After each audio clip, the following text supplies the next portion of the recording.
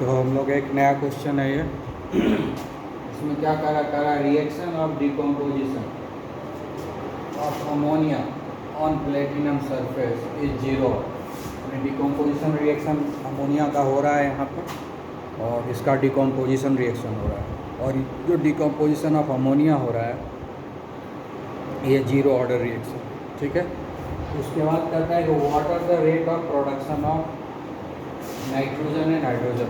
अब हमको निकालना है rate of production of nitrogen and rate of production of hydrogen in this reaction, ठीक है। और हमको दिया हुआ है रेट कांस्टेंट का वैल्यू दे दिया, जिससे हमको निकालना होगा। तो ये रेट एक्सप्रेशन से ही ये निकलेगा। तो हम लोग रेट को कितने तरह से लिख सकते हैं? दो तरीके से, दोनों तरीके के लिखेंगे और फिर उसके बाद आगे बढ़ते आराम से हो जाएगा। सबसे पहले केमिकल रिएक्शन लिखेंगे हम लोग। तो क्या है? अमोनिया है, इसका जो है डिकम्पोजिशन होता है, ये क्या बनता है? नाइट्रोजन एंड हाइड्रोजन, ठीक है। इसको बैलेंस कर दो, ये बैलेंस हो गया, ये आपका बैलेंस हो गया, ठीक है। यही केमिकल रिएक्शन है। अब हम लोग रेट ऑफ रिएक्शन लिखते हैं। और एक चीज़ यहाँ याद रखना है, रेट ऑफ रिएक्शन तो हम लोग डिनोट किससे करते हैं? dx/dt, है ना। रेट ऑफ रिएक्शन को हम लोग डिनोट करते हैं dx/dt, जहाँ x जो है change in concentration of the reactant और t टाइम है। तो इंस्टेनियस रेट ऑफ रिएक्शन का सिंबल होता है dx/dt। हम इसी फॉर्मूला का, इसी सिंबल का यूज करेंगे। रेट ऑफ रिएक्शन लिखने में बहुत टाइम लगता है ना, इसलिए हम इतना बड़ा रेट ऑफ रिएक्शन लिखेंगे नहीं, हम उसके बदले dx/dt यूज़ करेंगे। इसलिए कंफ्यूज नहीं होना कि dx/dt है क्या चीज़।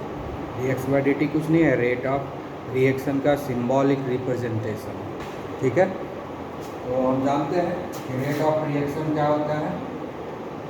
रेट ऑफ रिएक्शन जो होता है equal to, rate of reaction is directly proportional to the concentration of the reactant raise to some power, यही होता है। Rate of reaction is directly proportional to the concentration of the reactant raised to some power which is determined experimentally, यही होता है। तो यहाँ पर क्या दिया, और वो पावर क्या होता है? ऑर्डर ऑफ रिएक्शन होता है। तो यहाँ ऑर्डर ऑफ रिएक्शन जीरो दे दिया है, इसका मतलब है कि यहाँ पर जो कॉन्सेंट्रेशन टर्म होगा उसके ऊपर जो पावर होगा वो जीरो होगा। ये जीरो ऑर्डर रिएक्शन है। रिएक्टेंट यहाँ पर अमोनिया है, ये हो गया concentration of the ammonia. Ammonia को हम स्क्वायर ब्रैकेट में लिख दिए, कॉन्सेंट्रेशन ऑफ अमोनिया हो गया। इसके ऊपर कुछ पावर देना है जो कि इस कोफिशिएंट के बराबर नहीं होता है, बल्कि एक्सपेरिमेंटली डिटरमाइन किया होता है और बता रहा है कि ये जीरो ऑर्डर है। ये क्या है? जीरो ऑर्डर है, इसलिए पावर जो है जीरो पड़ेगा, ठीक है। ये जीरो ऑर्डर का रेट ऑफ रिएक्शन का एक्सप्रेशन है। अब ये देख लीजिए क्या हुआ, NH3 इसके ऊपर पावर जीरो होगा। किसी चीज़ के ऊपर पावर जब जीरो होता है तो वो वन हो जाता है। किसी चीज़ पर पावर जीरो हो गया तो वन हो गया। ये NH3 पावर जीरो है तो ये हो गया वन, तो बच गया क्या? के ना। तो इसीलिए ये हो गया के। तो रेट ऑफ रिएक्शन कितना हो गया? के का वैल्यू कितना है? बिठा दो आप, 2.5 × 10⁻⁻⁴ मोल पर लीटर पर सेकेंड। एम का मतलब होता है मोल पर लीटर पर सेकेंड। तो हमारे पास रेट ऑफ रिएक्शन निकल गया एक तरीके से। रेट ऑफ रिएक्शन हम दूसरे तरीके से भी निकालते हैं, जो कि कोफिशिएंट के ऊपर डिपेंड करता है, ठीक है। ये एक तरीका हुआ रेट ऑफ रिएक्शन निकालने का। अब दूसरा तरीका है, ठीक है ना। ये हुआ रेट ऑफ रिएक्शन का फर्स्ट वे, पहला तरीका है। और सेकंड तरीके से हम लोग निकालते हैं, सेकंड, ठीक है। दूसरे तरीके से कैसे निकालते हैं रेट ऑफ रिएक्शन? dx/dt। ये हो गया रेट ऑफ रिएक्शन का सिंबॉलिक रिप्रेजेंटेशन। तो रेट ऑफ रिएक्शन कैसे निकालते हैं? कॉन्सेंट्रेशन टर्म को हम उसके कोफिशिएंट से डिवाइड कर देते हैं, ठीक है। तो पहला रेट ऑफ रिएक्शन क्या हो जाएगा? NH3 माइनस, यहाँ पर देखो 2 है ना कोफिशिएंट, तो हम लोगों को माइनस हाफ लगा देना। रिएक्टेंट है तो माइनस लगेगा, रिएक्टेंट है तो माइनस लग जाएगा, ठीक है। और आगे हो जाएगा डी NH3, ठीक है, बाय dt, यही हो गया, ठीक है। दूसरा रेट ऑफ रिएक्शन इसका होगा अब इसके लिए, इसका क्या है, इसमें कोई कोफिशिएंट नहीं है, क्या हो जाएगा डी N2 बाय dt। और तीसरा रेट ऑफ रिएक्शन क्या होगा, ये हाइड्रोजन के पक्ष में होगा, प्रोडक्शन है, कोफिशिएंट 3 है तो 3 से डिवाइड कर देंगे, DH2 बाय dt। ये हुआ रेट ऑफ रिएक्शन का 3 फार्मूला है। और इधर से भी हम रेट ऑफ रिएक्शन निकाले हुए हैं, उधर भी रेट ऑफ रिएक्शन निकाले हुए हैं, तो दोनों का वैल्यू क्या होगा, इक्वल हो जाएगा कि नहीं। इसको मान लेंगे हम इक्वेशन नंबर 1, ये हो गया इक्वेशन नंबर 2, ये हो गया इक्वेशन नंबर 2, ये हो गया इक्वेशन नंबर 1, ठीक है। हम क्या करेंगे, from equation 1 and 2 we get, क्या मिलता है, रेट ऑफ रिएक्शन का वैल्यू ये है, निकालना क्या है उसके हिसाब से हम यहाँ इक्वेट करेंगे, क्योंकि रेट ऑफ रिएक्शन 1 2 3 तरह का है, इधर है और एक यहाँ पर है। तो यहाँ पर निकालना है rate of production of nitrogen निकालना है, पहले rate of production of nitrogen निकालना, और रेट ऑफ रिएक्शन जो है ना नाइट्रोजन वाला यूज करेंगे। तो रेट ऑफ रिएक्शन कितना है in terms of nitrogen, dN2 by dt, ठीक है, हम निकाल लेते हैं। तो इधर से रेट ऑफ रिएक्शन हो गया dN2 बाई, इधर से क्या है, इधर रेट ऑफ रिएक्शन कितना है 2.5 × 10⁻⁻4 मीटर पर मोल पर लीटर पर सेकेंड है रेट ऑफ रिएक्शन। इधर से रेट ऑफ रिएक्शन कितना है dN2 बाई dt, तो दोनों बराबर हो गया कि नहीं। Therefore 2.5 × 10⁻⁴ per second equal to dN2 by dt, ठीक है। मिटा देते हैं, जगह की कमी है। अब ये क्या है dN2 by dt, rate of production of nitrogen, rate of production of nitrogen, ठीक है। कितना हो गया 2.5 × 10⁻⁻4 मोल पर लीटर पर सेकेंड। आपका ये हिस्सा आंसर हो गया rate of production of N2। Rate of production of N2 निकल गया, इसको हम लोग rate of production of nitrogen कहेंगे। कोई कोफिशिएंट नहीं है तो वही रेट ऑफ प्रोडक्शन भी है, वही रेट ऑफ रिएक्शन भी है, कोई कोफिशिएंट है ही नहीं इसमें, इसलिए rate of production and rate of reaction दोनों सेम है, क्योंकि कोई कोफिशिएंट उसमें नहीं है। जब कोफिशिएंट होता है तब rate of production and rate of reaction दोनों डिफरेंट होता है। अभी जब हम लोग हाइड्रोजन का निकालेंगे रेट ऑफ प्रोडक्शन तो आपको यहाँ पर पता चल जाएगा, और जब पढ़ाए थे तो थ्योरी में अच्छे से ध्यान से पढ़े होंगे तो भी याद होगा कि तीनों डिफरेंट क्यों है, ठीक है। अब हम लोग दूसरा जो है बनाते हैं,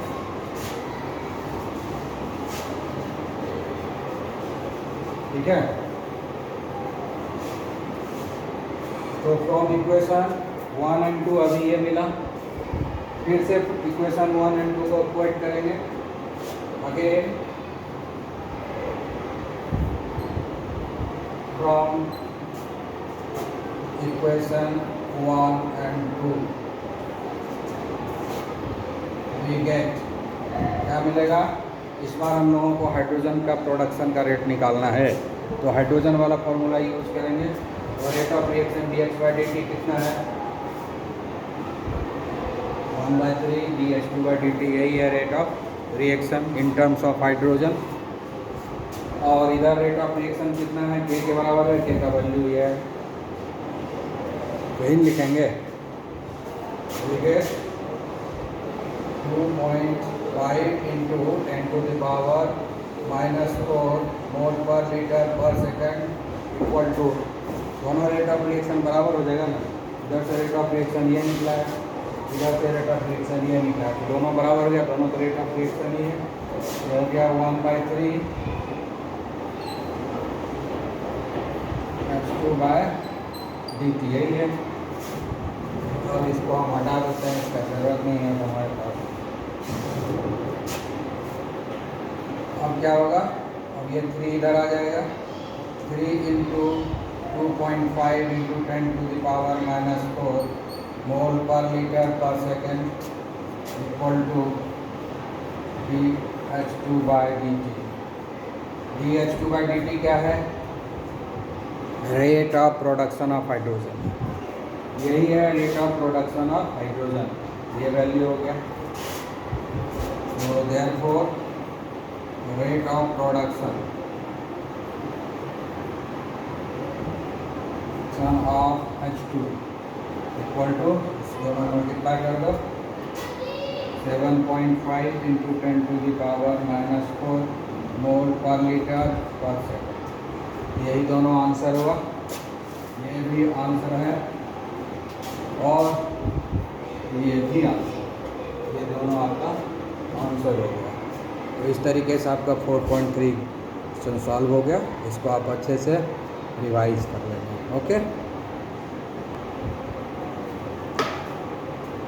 तो ये नेक्स्ट क्वेश्चन है 4.6, इसमें दिया है कि reaction is second order with respect to a reactant, reactant के रिस्पेक्ट में ये सेकेंड ऑर्डर, यानी हमको जो रेट ऑफ रिएक्शन का जो एक्सप्रेशन लिखेंगे उसमें रिएक्टेंट के कॉन्सेंट्रेशन के हिसाब से लिखेंगे, प्रोडक्ट के कॉन्सेंट्रेशन के हिसाब से रेट ऑफ रिएक्शन नहीं लिखेंगे।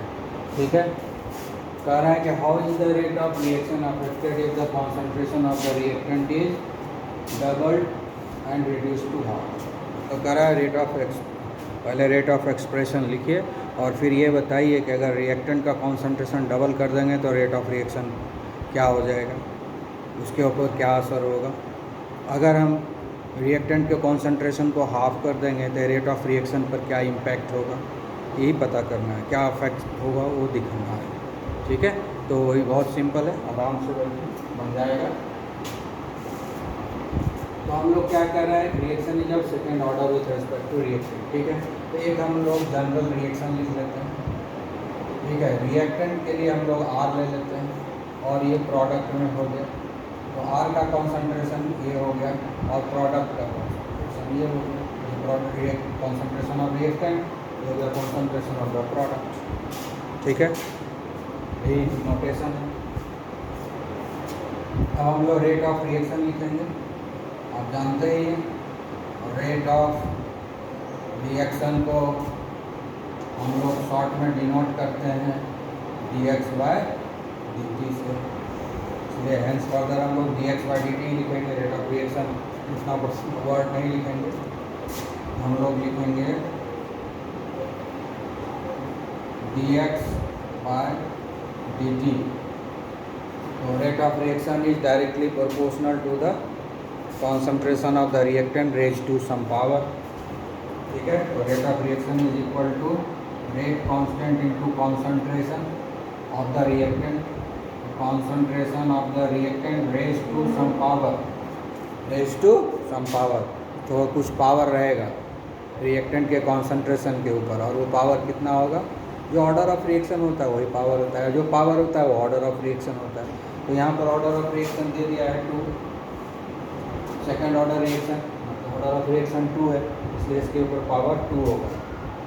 इसके पहले वाला एग्जांपल 4.3 था, उसमें ऑर्डर ऑफ रिएक्शन 0 था, इसलिए हमने पावर 0 बिठाया था कॉन्सेंट्रेशन ऑफ रिएक्टेंट का, और यहाँ पर सेकंड ऑर्डर रिएक्शन है इसलिए हम उसमें 2 बिठाएंगे। क्लियर, 2 बिठ गया। ये हो गया हमारा एक इक्वेशन नंबर 1। तो ये हुआ केस 1 नॉर्मल। ठीक है, अब देखिए, अब हमको क्या बनाना है कि रेट ऑफ रिएक्शन को डबल कर। हाँ, कॉन्सेंट्रेशन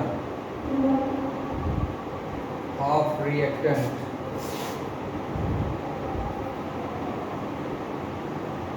को डबल करना, कॉन्सेंट्रेशन ऑफ रिएक्टेंट को क्या करना है, डबल करना है। अभी कितना है, कॉन्सेंट्रेशन ऑफ द रिएक्टेंट इतना है, अब इसका कॉन्सेंट्रेशन को क्या करना है, डबल कर देना है। अभी कॉन्सेंट्रेशन हो गया ये वाला, ठीक है। अब ये कॉन्सेंट्रेशन डबल हो गया कॉन्सेंट्रेशन, ठीक है। या इसको ऐसे भी लिख सकते हैं, इसका कॉन्सेंट्रेशन डबल कर दिए, ठीक है। कॉन्सेंट्रेशन क्या हो गया, डबल हो गया।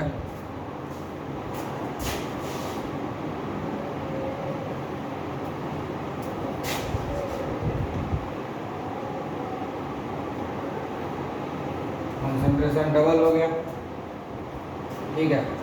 अब फिर से रेट ऑफ रिएक्शन निकालेंगे। अब तो इस बार तो नया रेट ऑफ रिएक्शन होगा ना, तो कुछ तो सिंबल में डिफरेंस देना पड़ेगा। यहाँ रेट ऑफ रिएक्शन दिए हैं क्या, dx/dt, तो यहाँ पर कुछ डिफरेंट दे देंगे सिंबल, हल्का सा कुछ तो डिफरेंस लाना होगा। नया रेट ऑफ रिएक्शन, तो हम इसमें डैश लगा देते हैं। हम यहाँ पर क्या लगा देते हैं, डैश, d डैश x/dt, ये न्यू रेट ऑफ रिएक्शन हुआ। इक्विलिब्रियम कांस्टेंट तो सेम रहेगा, रेट कांस्टेंट तो सेम ही रहेगा, कॉन्सेंट्रेशन सिर्फ डबल हो रहा है। तो कॉन्सेंट्रेशन में क्या हो गया, 2r हो गया, कॉन्सेंट्रेशन तो 2r हो गया, पहले क्या था r, अब हो गया 2r, सेकेंड ऑर्डर रिएक्शन ही है, पावर तो 2 ही बनेगा, ठीक है। अब इसको आप कैलकुलेट कीजिए, d dash x/dt rate of reaction के, ये 2 जा क्या होगा 4, ये r और स्क्वायर हो गया, ठीक है। और फाइनली क्या लिखेंगे, d dash dt equal to 4 को हम पहले ले आते हैं, 4k r स्क्वायर। अब ध्यान से देखिए तो k r स्क्वायर क्या है, dx/dt है ना, वहाँ बिठा देते हैं। तो 4 इंटू dx/dt, तो पहले रेट ऑफ रिएक्शन क्या था, dx/dt, पहले क्या था, dx/dt था रेट ऑफ रिएक्शन।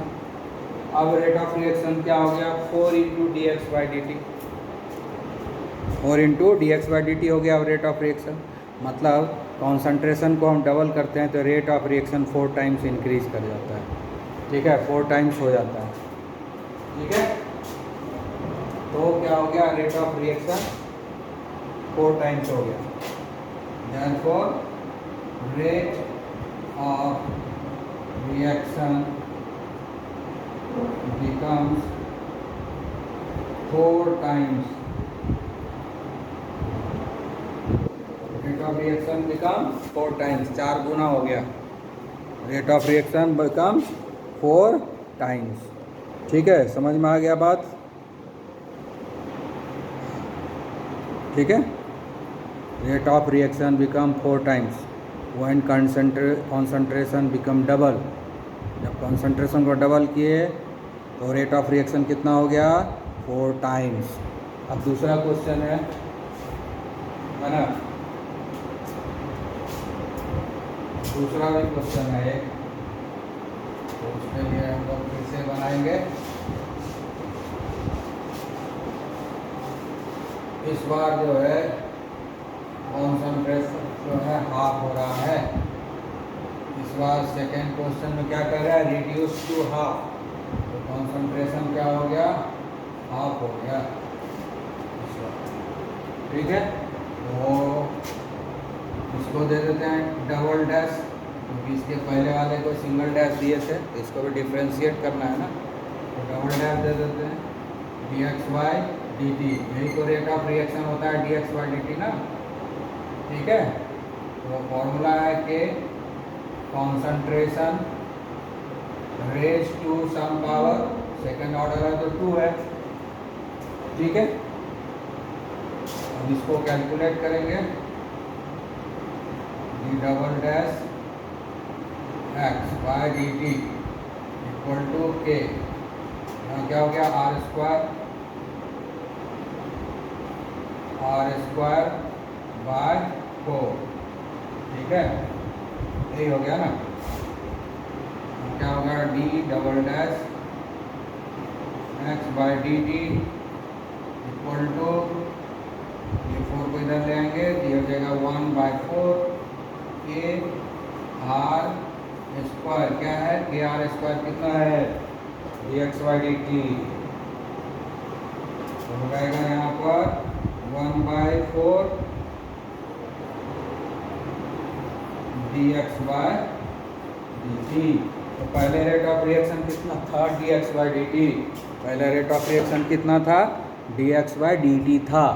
अब रेट ऑफ रिएक्शन कितना हो गया 1/4 D X by D T. मतलब अगर हम रिएक्टेंट के कॉन्सेंट्रेशन को हाफ कर देंगे तो रेट ऑफ रिएक्शन क्या हो जाएगा 1/4 हो जाएगा। रेट ऑफ रिएक्शन क्या हो जाएगा 1/4, ठीक है। तो यार रेट ऑफ रिएक्शन becomes 1/4, ठीक है, रिएक्शन बिकम 1/4, 1/4 हो गया। रेट ऑफ रिएक्शन घट गया, 1/4 हो गया। तो कॉन्सेंट्रेशन अगर हाफ करते हैं तो रेट ऑफ रिएक्शन 1/4 हो जाता है। कॉन्सेंट्रेशन डबल करते हैं तो रेट ऑफ रिएक्शन 4 टाइम्स हो जाता है, ठीक है। तो ये फॉर्मूला के हेल्प से बनाएंगे, आसानी से बन जाएगा, ठीक है, विदाउट एनी कन्फ्यूजन, ठीक है, ओके।